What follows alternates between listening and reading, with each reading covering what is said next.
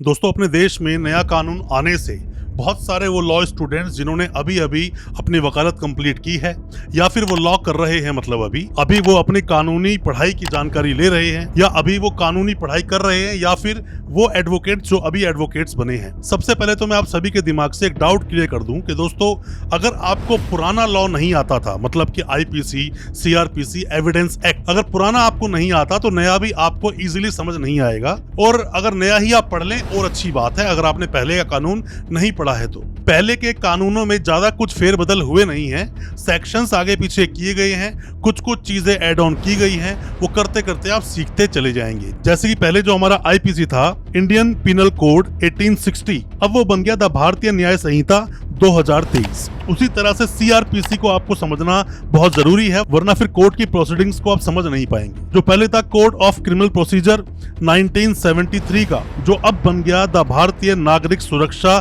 संहिता 2023। अब बात आती है एंटीसिपेटरी बेल की, क्योंकि एंटीसिपेटरी बेल आप लगाना चाहते हो जिसको पहले आप लगाते थे 438 सीआरपीसी के तहत, अब आप उसको लगाएंगे 482। पहले 482 में क्या था? Questioning of FIR. तो मैं आज आपको एंटीसिपेटरी बेल के बारे में बताऊंगा। नए कानून में धाराएं बदल गई हैं, चीजें बदल गई हैं, उसके बारे में भी थोड़ी बात करेंगे अपने इस वीडियो के माध्यम से। ज्यादा कुछ जानने के लिए दोस्तों बने रहिए हमारे इस वीडियो के साथ। नमस्कार दोस्तों, फिर एक बार स्वागत करता हूं आप सभी का अपने इस यूट्यूब चैनल पर, जिसका नाम है फाइट फॉर ट्रू और मेरा नाम है वीरेंद्र वर्मा। दोस्तों, पहले हमने बहुत सारी वीडियोस बनाई हैं पुराने कानूनों पर। अब 1 जुलाई से नया कानून आ गया है। नए कानून में कुछ चीजें बदली हैं और पुरानी चीजें अगर आपको पता है तो ज्यादा परेशानियां आपको नहीं आएंगी, सिर्फ नए सेक्शंस को ही याद करना होगा। जैसे कि अब अगर आप एंटीसिपेटरी बेल लगाना चाहते हैं, सबसे पहले तो एंटीसिपेटरी आप बेल लगाएं, पहले ये देखिए वहां लिखा क्या है, क्योंकि वहां पर एंटीसिपेटरी जैसा कोई वर्ड नहीं लिखा है। वहां पर क्या लिखा होता है? Direction for grant of bail to person apprehending arrest. किसी इंसान की अरेस्ट को एप्रीहेंड करने के लिए, रोकने के लिए ये सेक्शन बात करता है। 438 ऑफ सीआरपीसी पहले था, 482 ऑफ सीआरपीसी ये अब बन गया है। एंटीसिपेटरी आप बेल लेना चाहते हैं, कंफ्यूज आपको सेक्शंस में बिल्कुल नहीं होना है। जो प्रावधान थे वही रहेंगे, अरेस्ट के वही प्रावधान है, एंटीसिपेटरी बेल के वही प्रावधान है। हालांकि अलग से एक बेल पर एक अलग से कानून आने वाला है, वो एक बात अलग है। वो कब आएगा, बहुत समय लगेगा उसमें अभी, पर आज फिलहाल के लिए जो हम बात करेंगे 482 ऑफ द भारतीय नागरिक सुरक्षा संहिता, या हम बोले पुराना वाला सीआरपीसी। दोस्तों, होता क्या है, एंटीसिपेटरी बेल आप लेना चाहते हैं, कोई भी ऐसे ऑफेंस में आपका नाम आ गया जिसके अंदर पुलिस आपको सीधा तरीके से अरेस्ट कर सकती है। मतलब कि यहाँ पुलिस को कोई किसी तरह का पहले वारंट की जरूरत नहीं। जहाँ पुलिस पहले आपको 41A का नोटिस दिया करती थी, ऐसी कई सारी चीजें बदली हैं कानून में, पर अभी भी हमें पुरानी जो चीजें हैं, जो जजमेंट हैं, अर्नेश कुमार वाला एक जजमेंट है और साथ में एक जजमेंट आया सतेंद्र अंटिल का, इन 2 जजमेंट्स को जानना आपको बहुत जरूरी है। कई बार ऐसा देखा गया है कि आपको एंटीसिपेटरी बेल लगाने की जरूरत बिल्कुल नहीं थी। पुलिस आपको नोटिस देती, आप जाकर नोटिस का पालन करते और वहीं से आपकी चीजें इजी हो जाती, मतलब कि आपको पुलिस अरेस्ट नहीं करती जब आपके अगेंस्ट कोई भी एविडेंस थे ही नहीं। बट आपने एंटीसिपेटरी बेल लगाकर अपने आप को खुद ही मुसीबत में डाल लिया, क्योंकि आपको पूरी जानकारी नहीं थी। दोस्तों, आपका कोई भी केस है या फिर किसी भी केस में आपका नाम आया है, एफआईआर में नाम हो चाहे ना हो, आगे इन्वेस्टिगेशन में आपका नाम आ गया, पुलिस आपको बुला रही है, कोई भी किसी भी तरह की आप जानकारी हमसे लेना चाहते हैं, कंसल्टेंसी आप लेना चाहते हैं, तो ऑनलाइन कंसल्टेंसी भी आप ले सकते हैं।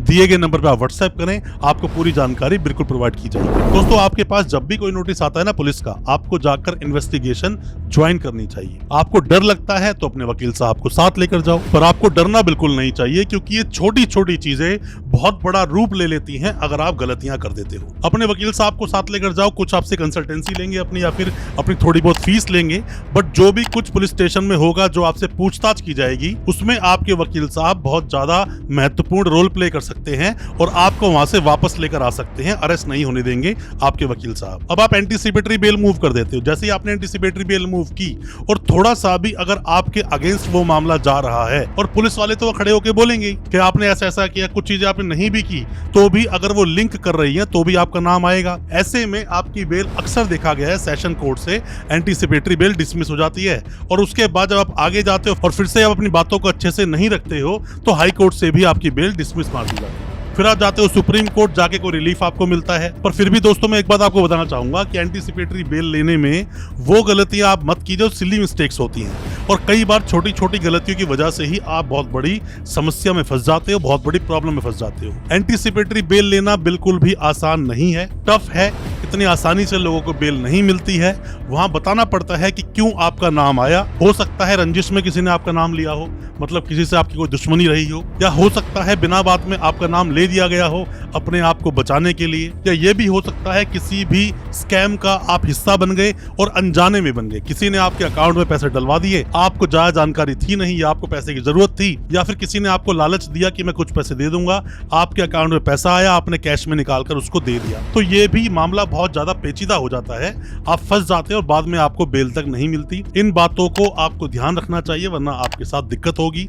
एंटीसिपेटरी बेल लेने के लिए अगर आपकी बेल सेशंस कोर्ट से डिसमिस हो भी जाए तो आपको हाई कोर्ट जाना चाहिए, आपको सुप्रीम कोर्ट जाना चाहिए। जैसा मैंने अभी आपको बताया 482 ऑफ भारतीय न्यायिक सुरक्षा संहिता 2023 के अनुसार ही अब आप एंटीसिपेटरी बेल मूव करेंगे, जो कि पहले 438 सीआरपीसी में होती थी और अब 483 मतलब 483 ऑफ द भारतीय नागरिक सुरक्षा संहिता 2023 के अनुसार, मतलब कि 483 में आप रेगुलर बेल में जाएंगे।